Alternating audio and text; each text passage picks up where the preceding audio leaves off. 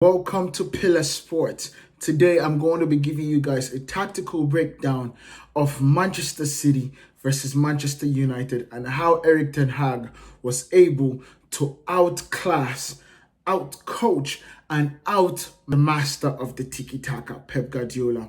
I'm going to be giving you guys a real breakdown of both goals for Manchester United and how Manchester United defensively stifled Manchester City's attack. Let me know what you think about this. Here we go.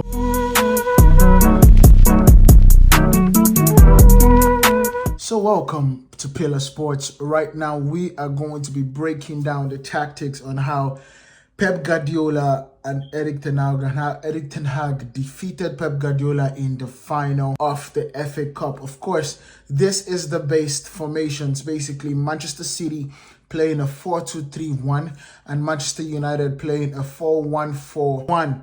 Of course, you do your calculations, that's 11 players on this side. But the focus here was Erik ten Hag started, let me start with Pep Guardiola. Pep Guardiola started with Ortega in the goalkeeper position. He started with Ake right here.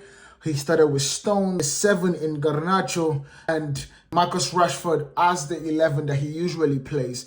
But the key thing here was he playing Fernandes here. And with this video, I'm absolutely going to tell you the reasons why he played Fernandes as the number 9, the furthest person in the pitch. Because this decision here, and basically the decision of this box here, was absolutely key to Manchester United winning that game. And I'm going to explain to you why this decision here and this man right here in Martinez were absolutely key in Manchester United winning that game. But with that said, without further ado, we are absolutely going to break down. We have spoken about the base defense, but we are not going to be focusing on Manchester City today. We're going to be focusing on Manchester United, the victors of the FA Cup final. And in that saying, we're going to be breaking down how they played defensively and also how they played attacking. We're going to break down the goals too of how Old Trafford or Manchester United absolutely demolished. And I said that because tactically, they absolutely did everything perfect in their power. So I'm going to be going right now from a base formation to a defensive formation in how Manchester United absolutely stopped Manchester City from playing their game. And I hope you guys are enjoying it. I hope you guys will enjoy this tactical breakdown. This is something that we are going to be trying to do in every big game that you guys request. But for this, we're going to start with Manchester United. All right? So, with Manchester City attack, when they are absolutely going on their attack, this is usually what tends to happen. So, this is Walker here. As you guys know, Pep Guardiola likes to break the pitch up to this third or this fourth. So, he breaks it into 4 parts where there's a lot of things going on. So, you have 1, 2, 3, 4. In that 4 parts, in that sense. So what we have in this situation is Walker, when Man City are on the offense, that's in an attacking formation, Walker is usually pushed over here. So we have Walker taking up the flank. You get me? So Walker is absolutely taking up this flank right here. So I'm going to just take off Walker from this opportunity here. And of course, this right here on the day was Silva. And so what Silva usually do, instead of Silva staying on this flank, Silva absolutely then comes a little bit into this next triangle. You get me? Now, so what we have in this sense is Manchester City are going to push up the field in order to keep the playing field. So this was a huge space that they are going to give up because they have a good goalkeeper that can sweep up whatever is happening here. And if they basically use the center line as their baseline into attacking, they press Manchester United back into their box. So of course now we have Walker here, we have Silva on this end. What usually happens to Rodri then moves up on the base of the pitch. So he becomes right in the middle of the 18-yard box or of the Manchester United box, with Kovacic And I'm going to be cleaning out these players right here, just so you guys know, with Kovacic taking up a little bit of the same space in that sense, right there. And then you have the likes of De Bruyne that has the freedom to basically take on right in the half spaces and half turns of Manchester United's, basically. So the front of the centre backs. And of course, you also have Haaland that basically, instead of Haaland being here with the 18-yard box, and when they're attacking, he's basically in between the strikers. So what he does in this sense is he absolutely breaks and makes his runs back and forth. So he goes where, so if the ball is on this side of the pitch, if the ball is on this side of the pitch, Haaland is somewhere on this second kind of plane, right? If the ball is on this side, he's on the second plane on this side. So what that does is it keeps him in the perimeter of the goalpost of Manchester United or the opponent. It basically keeps him on this side. So with Foden here, now this is the key thing here that people do not realize, and what Erik ten Hag did was perfect, right? Foden has a free role just so as De Bruyne has a free role. So the attacking players have a really free role in Pep Guardiola's side because they dominate the field, and this is usually what happens. So Foden can absolutely come here to find the position of where to play, and Bernardo Silva can absolutely go that way. So let's just do it in a sense where to keep our drawing board a little bit cleaner, because I know it's getting into a mess right now. But Foden usually comes inwards, just like Bernardo Silva, and sits right in front of those mid spaces. Now, bear in mind, this is what I'm trying to show you here.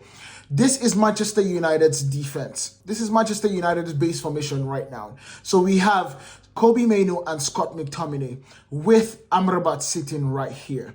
So the key thing is usually Foden or Bernardo Silva, one of the two, is working in tandem with De Bruyne in this mid block right here in between the center mid and the center back. So they are absolutely, the goal is for them to dominate in this mid pitch here. So we have 1, 2, 3, 4 City players and 1, 2, 3 United players. So they are absolutely having a numerical value. In fact, this is also included because in this pitch, in these 3 planes, this is what he requires, or this is what is aligned to the front of the post. So he has 1, 2, 3, 4, 5, 6 people right in the middle right here for Manchester City. So I'm going to take this off right now just so you guys know where he left off and he basically came. So now this is Foden, De Bruyne, Haaland, Bernardo Silva, Rodri, and Kovacic. This is the attacking phase, and this is leading us to something, right? So now going back to the defense, so we have John Stones, Nathan Ake, and Gvardiol here, and of course we have Ortega. So what usually happens is John Stones absolutely steps up where he basically flanks this center field. Now usually if they had Diaz, right, this is a different game. But in this particular game, John Stones was the one playing the secure role. So this is John Stones in this sense. So I'm going to take him out here. So John Stones was absolutely hovering here. And then Nathan Ake, what he does in this sense also is he goes same place with John Stones, pushing so much pressure on this venue, right? And then Gvardiol, in the place of where Foden has relieved, Gvardiol then goes all the way down here to the flank to match up with Walker. So what you basically have here is you have a situation where we are going like that with Rodri in the middle, Kovacic next to him, these 2 right here, and Haaland in the middle. So what they basically did was they had the winger inverted into the half spaces in here. And then they have Gvardiol filling up the flank. So what that is basically doing in the attacking sense is you have a situation where now you need Marcus Rashford to track back and make sure he cuts off this lane. He has Diego Dalot focusing on Walker and the underline run and the underline overlap right here and the underline basically. So the underline, that's his focus. He's basically focusing, I do not want him to go this way because he basically has the cutbacks, and Manchester City does this very well. But this is the point of contention here, because Manchester United absolutely have a ton of work to do here, because Manchester City have the best organizations in just taking the ball around. So in this case, this is Manchester City in their attacking format. And this leads me to absolutely talk about Manchester United's defensive format right now. So in Manchester United's defensive format, the focus was absolutely to make sure we were compact. In that sense, we had Wan-Bissaka drop inversely here to make sure he covers in between the cutting lanes here. So I'm going to take Wan-Bissaka out, or let me just make sure this is a broken line so you guys know the difference. So you have Wan-Bissaka choke in here, and then you have Diogo Dalot do the same thing and choke in. So now this is the key thing. Now we have a compact situation with Wan-Bissaka, Varane, Martinez, and Diogo Dalot absolutely in close proximity to each other. The key thing of this situation was Kobe Mainoo was tasked to absolutely follow the runs of either Foden or De Bruyne. So it was Kobe Mainoo and Amrabat that had the task to follow Foden and De Bruyne. This is the key thing right here, because what Scott McTominay now did was cover the spaces. He covered those places where it became an opening, or let's say Foden ran over here and Kobe Mainoo was to follow him, but he passes Foden to Amrabat. So Amrabat went and Kobe Mainoo basically took on De Bruyne. So what Scott McTominay will do is that Scott McTominay will replace Kobe Mainoo's position. But the key thing about this too is Fernandez's defensive work is so understated. Fernandez was also required to drop down and take on positions with Scott McTominay. So in a sense, Fernandez and Scott McTominay were overloading this midfield in a way that now that you see this, you have Kovacic, Rodri, De Bruyne, and Foden with Bernardo Silva out here at the flank, or close to the flank anyway. So what you will basically get is Manchester United matching this four in the midfield with their own four. In a sense, Kobe Mainoo will go with Foden, Amrabat will go with De Bruyne, Scott McTominay will go with Kovacic, and Bruno Fernandes was now left as the main man to make sure that everything was filled in basically marking Rodri. So this is how Manchester United absolutely stifled that work that goes in the middle. Now the truth about it is Manchester City, are one of the best in working through the flanks. And that is why Pep Guardiola believes so much in having these flanks absolutely working for his favor. Manchester City has scored so many goals in the cut back position, so many, that is their preferred way to score a goal.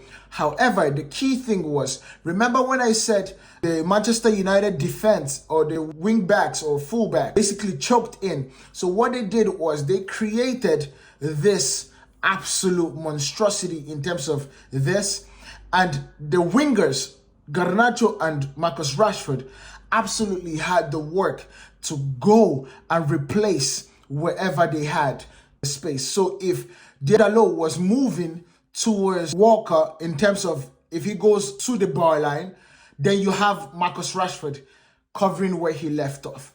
And then same thing on this side. If Aaron Wan-Bissaka goes to the bar line to say, I'm trying to protect the bar line from being checked back, then you had Garnacho covering his position. So in this sense, there was a great number of I am absolutely going to work without the ball, because that was the key thing for Manchester United. Manchester United players had to understand that they were not going to have majority of the possession. And in that sense, the tactics were, we were absolutely going to work hard to defend the ball and then we are going to spring forward. Now, the truth about this is Manchester United, when it comes to the counter-attack and the transition, we have one of the best threats around. We have Marcus Rashford on the left, Garnacho on the right. You get me? These are two pacey wingers. Now I'm absolutely going to talk about how Manchester United scored the ball. But before I do that, I'm going to clean this off. So I hope you guys kind of get this picture. But with Garnacho and Marcus Rashford being the super threat in this transitional football, Manchester United and Erik ten Hag remembered and understood that he has some players here that can absolutely break the line, that can absolutely give a long ball, a long pass, and can absolutely break a defense down. Now, with that key thing, I said about Martinez being a key factor in this, right? Not just Martinez, but Diego Dalot also, right? These are key things for Manchester United. These players are absolutely key for this game right here, because if you look at Manchester United's defense right now, you see how we are pinned so far back in our 18-yard box that the moment we get the ball, the moment there was a break in possession from Manchester City, what you then saw was the break of Garnacho, of Marcus Rashford, and the drop back of Fernandes. This is the key thing here. Fernandes, if we had Højlund also moves. You get what I mean? So Højlund also moves. But the break in not running, for the break or the intelligence of staying in your position, is Manchester City, which their biggest problem has always been the transitional defense, because you have a center back and you have a right fullback. So you have all center backs, and one thing about center backs is they know how to read the game. However, when it comes to the flanks, they are a little bit lacking. So Manchester City have always had the best opportunity moving forward because they are so defensively solid and they know how to press the moment they lose the ball. But in that sense, that was also what defeated Manchester City, because when they pressed with the opportunity of, let's say, Dalot here being able to find Garnacho on the right-hand side, and you have Bruno Fernandes in the middle being able to find Marcus Rashford on the left-hand side, that was a defeating factor of Manchester City. Now I'm absolutely going into breaking down how Manchester United scored their first goal. I know the first goal was not a clear-cut chance, but I will show you how that particular transitional defense cost Manchester City the first goal in the FA Cup final. So this was the position of the first goal. I remember I told you the transitional defense of Manchester City was their weakest part of their game, and Erik ten Hag was absolutely determined to showcase that. So this was intentional. Manchester United had tried so many over-the-top balls that it did not work in the first half, but we knew that that was a threat. So what I was trying to show you was Amrabat usually was here with the ball. Amrabat made a run all the way here. What that does in Manchester City and their style of game, they press immediately, they lose the ball. So what absolutely that does is his eyes, this is De Bruyne, is on Amrabat. We have Kovacic on Amrabat, Rodri on Amrabat, Walker on Amrabat, Bernardo Silva on Amrabat, Phil Foden ready to run and close down Diego Dalot, because this is the ball right here, and this is Sofian Amrabat. Remember I told you he ran all the way from here, and that was a nice pass to Diego Dalot. But the key thing is, remember that we have this situation and we have soaked up the pressure that our wingers were up the field. We have Marcus Rashford on the flank behind Walker, and we have Garnacho in between Gvardiol and Nathan Ake. But the key thing is Nathan Ake is trying to keep an offside trap right here. However, Gvardiol is on the same line behind Garnacho. Remember when I spoke about Dalo takes a touch and this transitional defense, what they usually would do is step up to let him be offside. Not knowing that the line has not been set, John Stones or Nathan Ake steps up, sets the trap. Gavadio steps a little bit, sets the trap. But John Stones is still offside. John Stones is still keeping Garnacho onside. So this is the key thing here.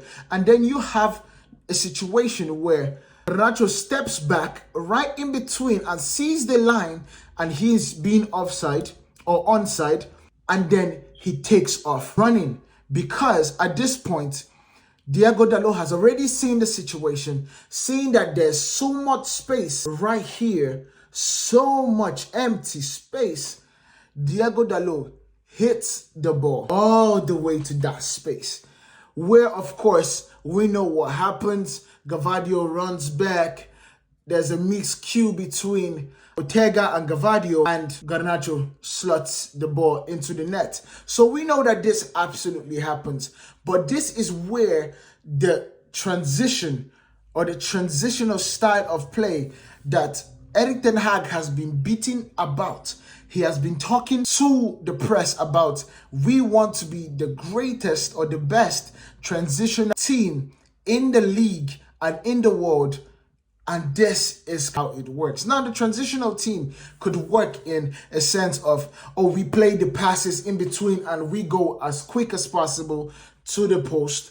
Or it could mean we utilize the pace of our wingers and the pace of our striker. But in this sense, I want to give you the key. Remember, we have a situation. Bruno Fernandes is not dashing because the key was Marcus Rashford and Garnacho, being our paciest wingers, are the ones to give the threat. I sit waiting for either the second ball to bounce in front of me or for me to be the one to take the next phase of the game in terms of the pass. So this is one of the setups that Manchester United and Erik ten Hag executed pretty well to give us the first goal. All right, so this is the second goal. This is how the game started with the second goal. Now, the key thing about what I wanted to actually point out here is Manchester United right in this situation are out of position. You can see this is Bruno Fernandes. This is Scott McTominay. This is Marcus Rashford, Garnacho, Wan-Bissaka, Amrabat, Varane, Martinez, Maino, Diego Dalot. So the key thing is, based on the defensive positions that I explained the last time, you can see the gap that has been created with this person's not playing or not being in the right position, this person stepping up too much instead of transferring that responsibility to him, and him not being in the right position. So you can see Manchester United have basically given Manchester City what they want. We are absolutely all over the place. Now, you can still see that the defense still goes 4-2-4. That is the base defense. So our defense was always 4-2-4. That was it. But however, this was so lopsided that the defense had created gaps that Manchester City was going to punish us. With that saying, you have the beautiful ball here with Gavadio faking like he was going to give Kovacic, because this is Kovacic, this is Gavadio, and Walker, faking like he gives the ball. Let me break this down so I give it a broken line. So he gives the ball to Rodri, who is, to me, the most important player in Manchester City. And with that saying, Rodri sees an open place to run. He sees an open place. Any single person is going to take it. So he makes the run into the 18-yard box of Manchester United. And remember when I told you, if the bar line is open, they are going to check back. They do not cross often. So it's either a check back or they are going to recycle it. So what does Rodri do in this position? Rodri runs with the ball. So he's here now with the ball in this position. What does Haaland do? Haaland leaves Varane because Varane now is focused on blocking this ball. He leaves Varane and makes the run inwardly towards the post. So this is now Haaland. But what does that do? Now this position is open because Martinez is attentive to Haaland. You get me? Martinez has to attend to Haaland. Meno is already on the back foot. But what happens here now is De Bruyne now runs in that position that has been left open for the check back. And the ball absolutely comes to him for the check back. Now you have a situation. Kobbie Mainoo is trying to recover, right? So you have De Bruyne right here, the ball right here. So Bruno Fernandes is with the ball. Now we are basically looking at Bernardo Silva, Haaland, Rodri, what's this guy's name again? De Bruyne, Foden, Gvardiol, Ake, Walker, and Stone. Now, with the ball going absolute, with the ball being on Bruno's hand, remember, Bruno always comes for the ball. What you have is Kovacic that was here, steps up to the ball, right? Kovacic steps up to get the ball. Of course, Bruno, being that he is very clever with the ball, he's buying time to have Kobbie Mainoo go right under where Kovacic has escaped. Now, bear in mind, Garnacho is standing here. So Garnacho sees this happening, and Garnacho keeps Gvardiol occupied in that sense. So what happens is, you have Kobbie Mainoo step up here, and what Kobbie Mainoo does is he scans for that opportunity. So he is scanning to see where Garnacho is, the run Garnacho is making. And of course, one thing you know for sure is that Garnacho is going to make that run right there. But what Bruno chooses to do is, Bruno chooses to pass the ball to Kobbie Mainoo. So he passes the ball to Kobbie Mainoo. And what happens when he passes the ball to Kobbie Mainoo? Phil Foden at this sense has come over here with Walker coming over to Marcus Rashford, but creating the space, you get me? So Marcus Rashford, of course, is buying his time by creating an opportunity. So instead of Marcus Rashford to stay close and still to stay close, he opens up the pitch a little bit, creating this entire gap. Now Walker comes over, Foden comes over, and what you see here is Manchester City's transitional defense. Is the key is he goes to the ball. He goes to where Kobbie Mainoo is trying to arrive at, to stop Kobbie Mainoo by passing the ball, to stop Kobbie Mainoo from even progressing the ball. That is Manchester City's press defense. The moment they lose the ball, they look to get it. So now you have Bernardo Silva here. Now, in my opinion, I would love him to stay and protect home, because this pass from Kobbie Mainoo doesn't go through. But this is Pep Guardiola's way of play. So what you have in a situation like this is Kobbie Mainoo then passes the ball directly to Marcus Rashford. Now, this is where the key part of the game starts. This is where the key part of the transition starts.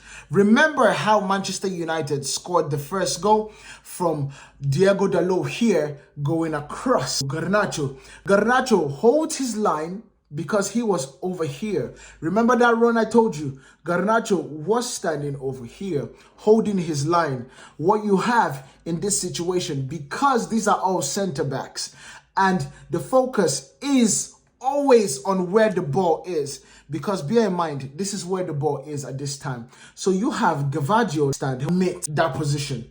So he goes right there to meet Garnacho, because Garnacho at this point, he has come inwards a little bit. Now, this is the key thing about this.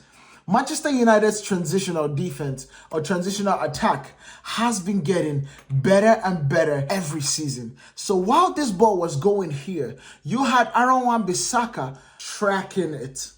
You get me? He has been tracking it. Now you have Gvardiol over here.